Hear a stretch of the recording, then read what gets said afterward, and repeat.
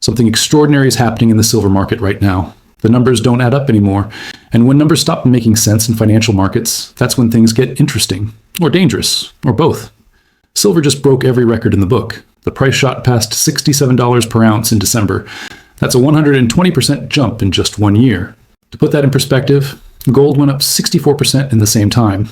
Silver crushed it. But here's the thing. This isn't just about prices going up. This is about a mathematical problem that nobody can solve. And that problem involves $31 trillion trying to squeeze through a door that is way too small. Let's start with the basics. Silver is not just shiny metal that people make jewelry from. It's absolutely essential for modern technology. Every solar panel needs silver. Every electric vehicle needs silver. Every smartphone in your pocket has silver inside it. Artificial intelligence data centers consume silver. Medical equipment uses silver. The green energy revolution runs on silver. And here's the kicker. We're running out of it. Fast. The silver market has been in deficit for 5 consecutive years now. That means the world is using more silver than miners can dig out of the ground. In 2025 alone, the deficit hit 149 million ounces. Think about that. Every single year, we're consuming more than we're producing. Where does the missing silver come from? From existing stockpiles, from vaults, from warehouses, and those are emptying out rapidly. Global silver mine production reached about 813 million ounces this year. That sounds like a lot, but industrial demand alone is expected to hit 810 million ounces. That leaves almost nothing for investors, nothing for jewelry makers, nothing for silverware. The margin for error has vanished completely, and demand keeps growing. The solar panel industry is the biggest culprit.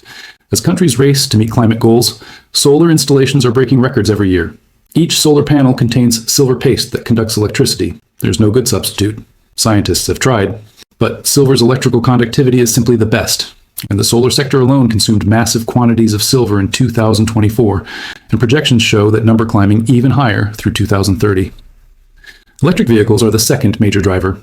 A standard electric car uses about 25 grams of silver. Larger vehicles might use 50 grams. But here's where it gets crazy. New solid-state batteries being developed could require a full kilogram of silver per vehicle. That's 20 times more than current models. If electric vehicle adoption continues accelerating, silver demand will explode. Then there's artificial intelligence. Data centers powering AI systems need incredible amounts of electricity. They use silver in countless components. Every connection, every circuit, every piece of equipment. As AI grows, so does silver consumption. Tech companies are building massive new data centers across the globe. Each one is a silver-eating machine. Now let's talk about the math hole. The real problem. The thing that keeps precious metals experts awake at night. It's the gap between paper silver and physical silver. This gap has become a chasm, and it's about to swallow the entire market. Here's how it works. When you buy silver, you have 2 options. You can buy physical silver, actual coins or bars you can hold in your hand, or you can buy paper silver. That's contracts, certificates, and futures that represent silver, but don't actually give you the metal. Most silver trading happens on paper, and the ratio is staggering.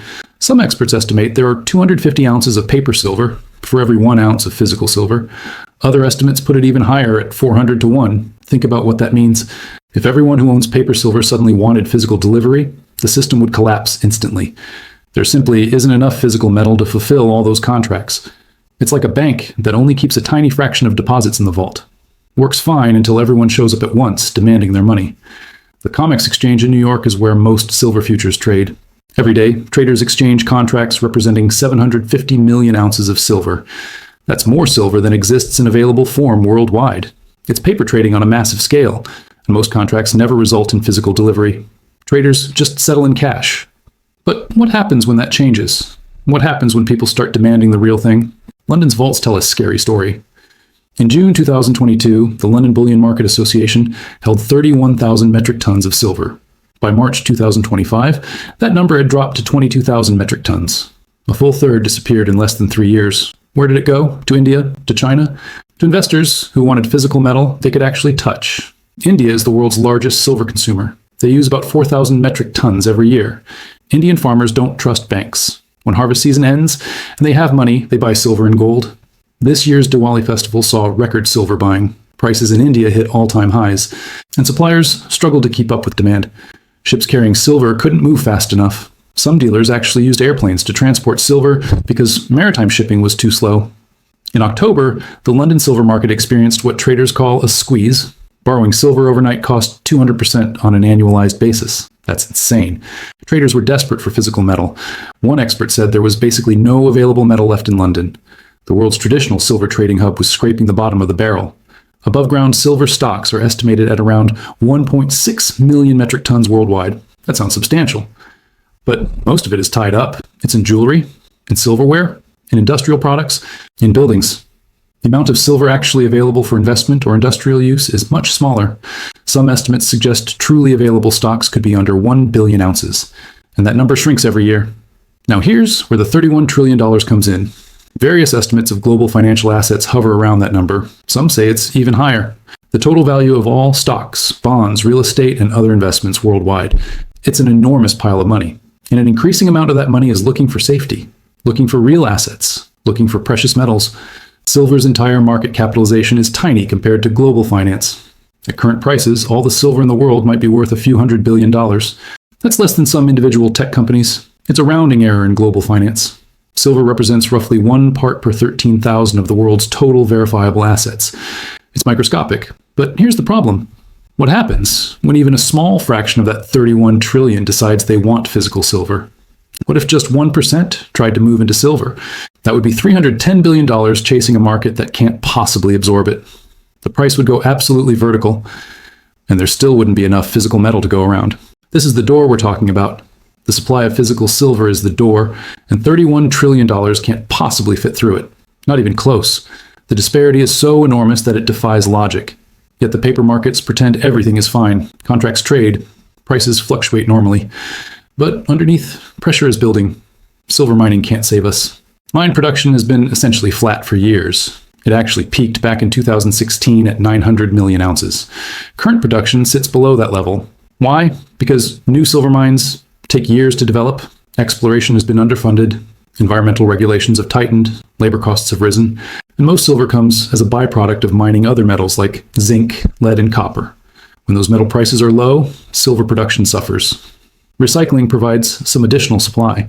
About 200 million ounces came from recycling this year. That's industrial scrap, old jewelry and silverware being melted down. But recycling can't keep pace with demand growth either. Plus, much of the silver used in technology gets dispersed in tiny amounts. It's not economically viable to recover silver from a smartphone or solar panel. Once used, it's effectively gone. The financial implications are profound. For decades, silver has been viewed as gold's little brother, the poor man's gold. It traded in gold's shadow. The gold to silver ratio tells you how many ounces of silver equal 1 ounce of gold. Historically, that ratio averaged around 60 to 1. Earlier this year, it spiked above 100 to 1. Silver was massively undervalued compared to gold. That gap has narrowed as silver prices surged, but many analysts think silver has much further to run. Some market observers are predicting $100 silver. A few bold forecasters say it could go even higher. These aren't fringe conspiracy theorists. These are respected analysts looking at supply and demand fundamentals.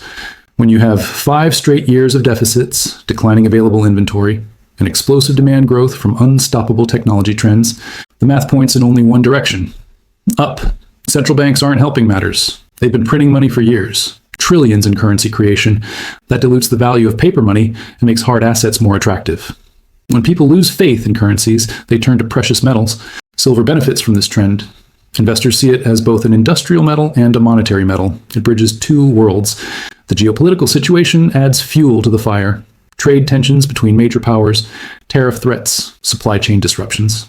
Countries wanting to secure critical materials. Silver is increasingly viewed as a strategic resource. Nations that control silver supplies have leverage. China has been quietly accumulating silver for years. They understand its importance to technology and energy infrastructure. The solar panel connection deserves special attention. Global climate commitments require massive renewable energy expansion. Governments have pledged trillions in green energy spending. Solar power is the fastest growing energy source on Earth, and every single solar panel needs silver. There's no way around it. Even if scientists find ways to use less silver per panel, the total number of panels will increase so dramatically that overall silver consumption will still rise. The same logic applies to electric vehicles.